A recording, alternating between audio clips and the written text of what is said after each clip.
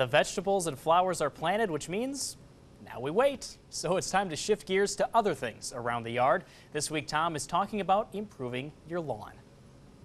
Welcome back, Northern Michigan. We're taking a break from the vegetables and the flowers right now. We're looking at the lawns. And here at Heritage House, well, it looks great for many, but at the ground right here, not the best. And we want to try and improve that. Justin, what have you got to help us make this look so much better? So yeah, on the weaker parts where they've been abused through the winter and whatever have you, we can take dairy dew, put it on there, and then help scratch it in and overseed it. And you don't just got to overseed your weak parts. You should really overseed your whole lawn to help build that more lawn more seed to have a thicker lawn and help shade out the weeds. All right, now what do you mean by scratching it in? You know, just take a rake and really rough it up, and then put your dairy dew on there, and then again take your rake and then scratch it in and kind of mix it in with the soil you have, and then overseed it, and then bury your seed. So basically all the soil is nice and loose and we'll take in that seed and grow nicely. Right on, yep, do that. And then what we'd like to see on the established lawn is take just the regular dairy dew. Okay. And you can take it, you can use a spreader like